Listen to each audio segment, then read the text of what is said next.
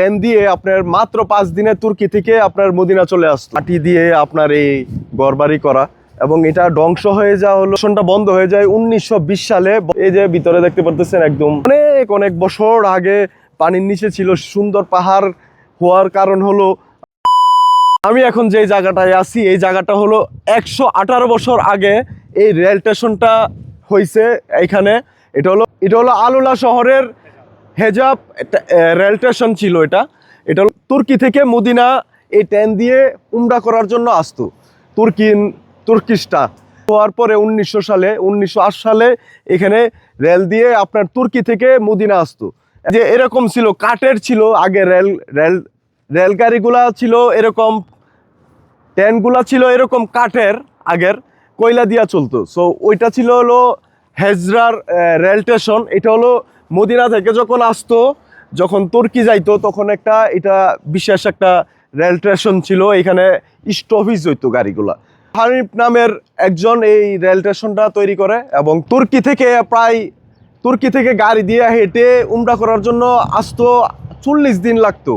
আর সেটা মাত্র 5 দিনে এই স্টেশন, মানে এই রেল স্টেশন চালু হবার পরে ট্রেন দিয়ে আপনার মাত্র 5 দিনে তুর্কি থেকে আপনার মদিনা চলে আসতো।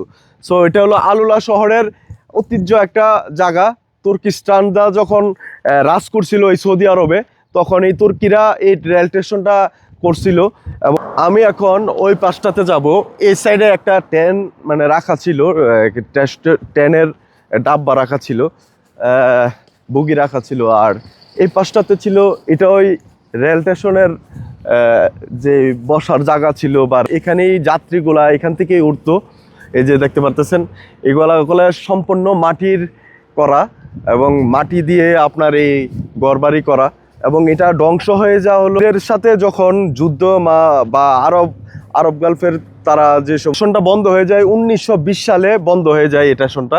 কেননা এই তুর্কির যারা রাজ করতো এখানে, তাদের শাসনে চলতো এখানে, তারা আপনার আরব গালফের যারা ছিল তাদের সাথে যুদ্ধ করে বা একটা করে তারপর আরব গালফের তাদের হাতের মুঠে নিয়ে চলে আসে। সো তুর্কিস্তানরা তখন চলে যায়। আর তুর্কিস্তানরা আপনার এই কারণেই করছিল, তুর্কি থেকে সহজে যেমন ট্রেন দিয়ে সহজেই আপনার উমরা করে মানে মক্কা মদিনা আসতে পারে, এটা দিয়ে একদম সহজ আপনার ইজিলিভাবে আপনার চলে আসতো একদম মদিনা। তুর্কিস থেকে মদিনা চলে আসতো একদম সহজেই। এবং এই যে বাড়িঘর দেখতেছেন একবার মাটির, এবং এটার মধ্যে লোহা, এই যে রেলগুলা দেখতে পারতেছেন, এই যে রেল প্রায় কত বছর, 118 বছর আগে, 118 বছর আগে। এখন চলে হলো 2026। আর এটা হয়েছিল 1900 সালে এবং এটা শুনতে চালু হইলো 1908 সালে এবং এটা শেষ হয়ে যায় হইলো 1920 সালে ভিতরে শেষ হয়ে যায়। এই যে ভিতরে দেখতে পারতেছেন একদম খুবই মানে বড় ছিল স্টেশনটা, ওই মাথা থেকে এই মাথা পর্যন্ত ছিল, অনেক বড় ছিল স্টেশনটা। আলুলা শহরটা গুলো এমনিতেই বিখ্যাত না, আলুলা শহরে অনেক কাহিনী জড়িয়ে আছে, অনেক কিছু জড়িয়ে আছে। আলুলা শহরটা গুলো আসলে পানির নিচে ছিল একসময়, অনেক বছর আগে পানির নিচে ছিল। সেই কারণেই দেখতে পারতেছেন কি সুন্দর পাহাড়, আরো কত সুন্দর পাহাড় আপনি দেখতে পারবেন আলুলা শহরে আসলে।